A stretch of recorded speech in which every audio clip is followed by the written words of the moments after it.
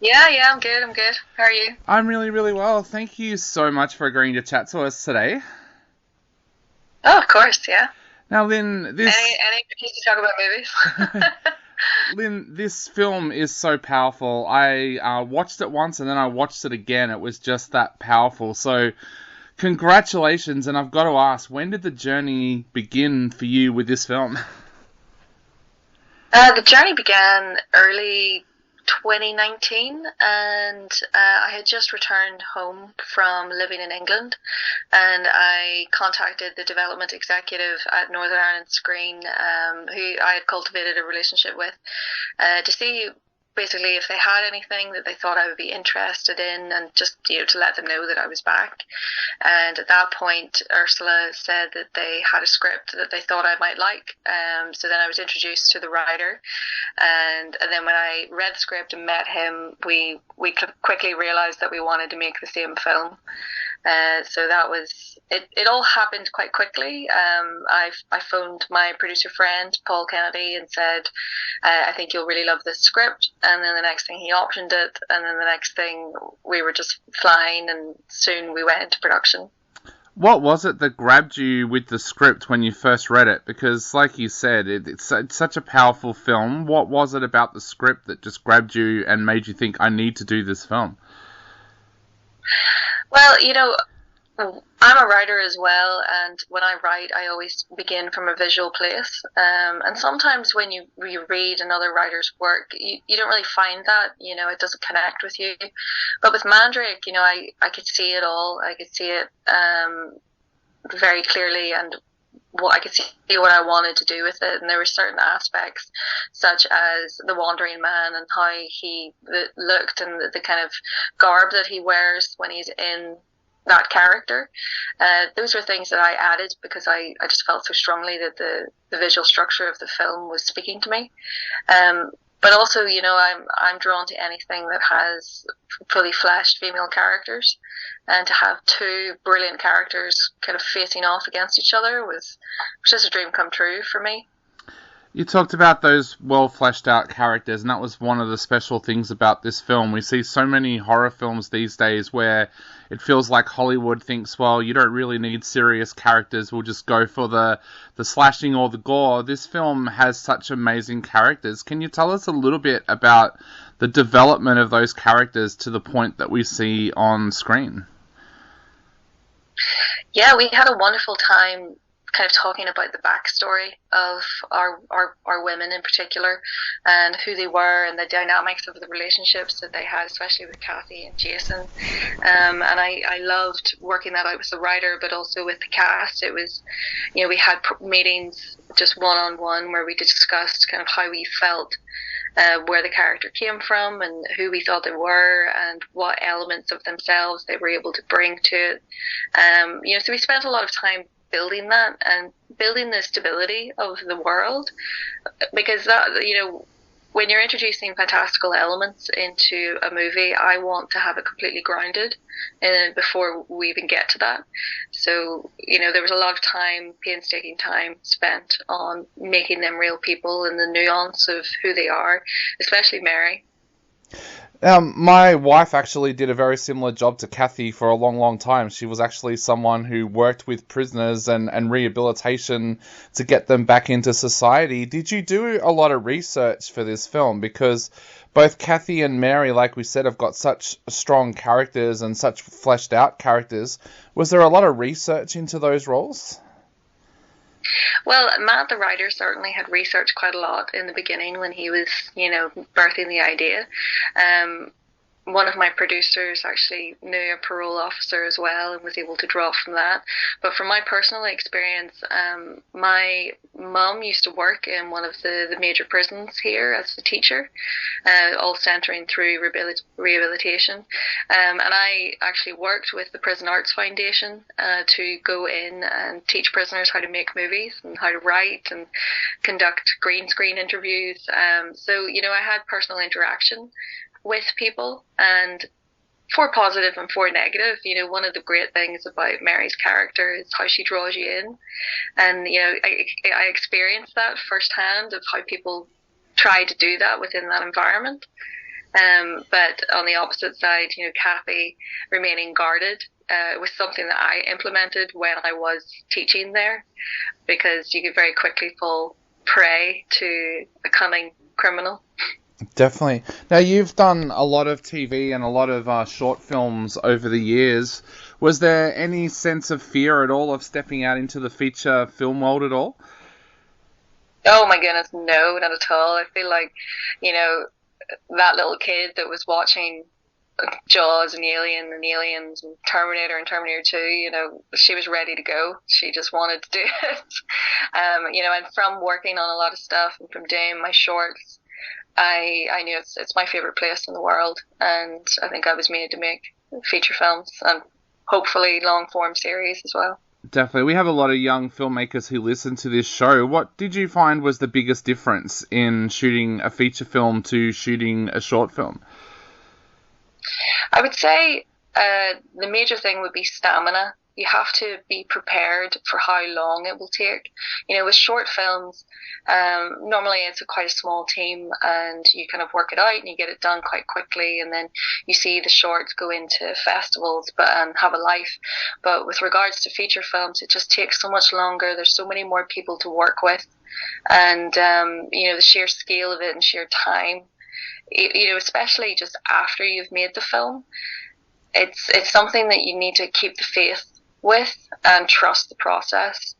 And one major piece of advice that I would give many filmmakers is to work on films, become a trainee, pick a department, and learn what it is to actually be on a major film set, because you just learn so much. Like I studied for 4 years, but nothing compared to my first job on a film. What has been some of the jobs that you've done on films over the years as a volunteer? As a volunteer, I was very fortunate because I only had to volunteer for a short period of time. I fell into the camera department, so I did quite a few jobs as a camera trainee.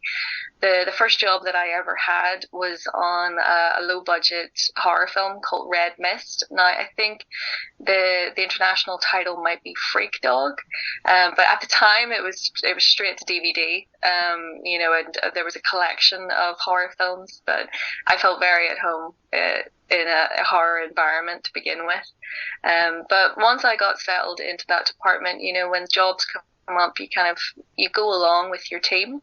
So I ended up working on some great Universal Studios things and Game of Thrones, of course, but everyone from Northern Ireland has worked on Game of Thrones to some capacity.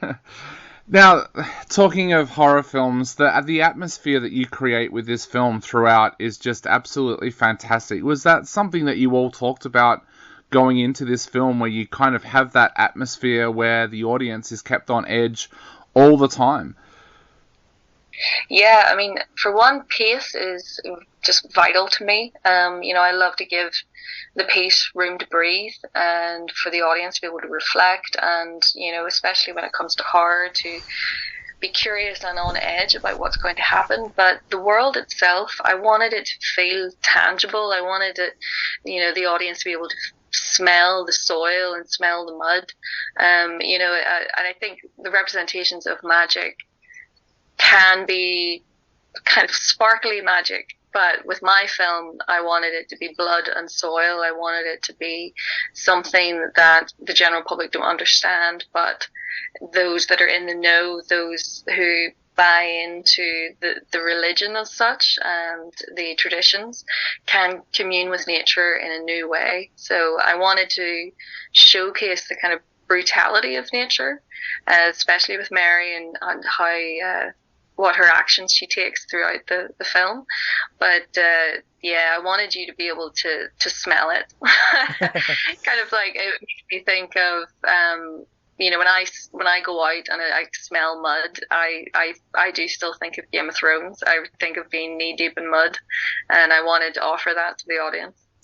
There's a real feel of different genres coming together with this film. It feels like a UK crime thriller meets a Scandinavian horror with some supernatural themes thrown in there as well. How important was that to you to meld those genres and have them all come together in almost a new genre of their own?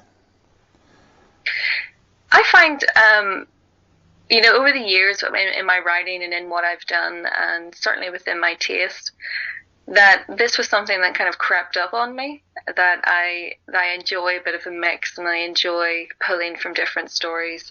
But fundamentally, all of my shorts are drama. But fundamentally, I believe that you need to have a great foundation in drama before you can bring in the fantastical elements. My favorite films, like the Alien and Aliens, the drama is what keeps you there. I mean, the xenomorphs are incredible, don't get me wrong, but you want to follow the people. So the fact that you can build that world, work on the characters, and draw from many genres, and almost as you can use it as a form of trickery for the audience. When an audience member sees another genre, they can feel safe in that moment, when then you can just turn the tables on them. And with great horror, I think it will follow you home, and I certainly think I've achieved that. Definitely. Lynn, the other important part of this as well was the casting. Tell us a little bit about how you went about casting Kathy and Mary, because those actresses is absolutely fantastic in this film. Well, we were in the middle. We were one of the first films to be shot during lockdown. So all of our pre-production was in lockdown. So all of casting was done over Zoom. I know I worked very closely with Georgia Simpson, my casting director, and we searched tirelessly in Northern Ireland for our cast, and then we kind of went a bit further afield and incorporated all of Ireland. And when Deirdre was on Zoom with me for the first time, and even just her mannerisms and how she talked, she settled into the role immediately, because a lot of aspects were her, and I could see her in her. And it's a glorious thing when that happens, because one of the great things about directing amazing actors and actresses is that when they're really good, you don't actually have to direct them very much. But when we met Dervla, so Dervla, this is actually her first feature film role, but she's an incredibly famous and talented actress in the theatre in Ireland, incredibly noteworthy. So I was so honoured that she worked with me, and I learned so much from her, and I learned so much from Deirdre and everyone, of course. But to work with someone of that caliber was just really exciting. And as soon as we put those two pieces together, we knew that we were on to something incredible. And with regards to Jude Hill, Jude, who starred in Kenneth Branagh's Belfast, he just shone out like a star when I saw his video. He was one of the most capable young actors that I've seen work, and he takes direction so well, and kind of there was things that I was shooting with him, and he was giving me very frightened expressions, and then as soon as I would call cut, he's all beaming with smiles, and he just kind of can jump into it very quickly, and that's what I needed. I needed people that could hit the ground running, because we were low budget. We had a limited time. We shot the film in 18 days, and when it comes to how I direct, I like to be kind of 3 takes at most if I can, and we can move on. But obviously that's talent and prep and working with the actors so that they understand exactly what's happening. Some of the key scenes with Dervla as Mary, because she was so capable and engrossing in her talent, we had 1 take and done, and we were able to move on, which is just a joy when you're directing low budget films. Awesome. Well, Lynn, the casting is absolutely fantastic, like I said, and we're right out of time. But just before I go, what would you like to say to everybody out there before they sit down to watch Mandrake on Shudder? Well, for one, I would like to say thank you. And, the film was born out of sheer tenacity and determination of everyone in the room. But I hope that it poses questions for the audience and lets them explore motherhood in a way that they maybe haven't thought of before.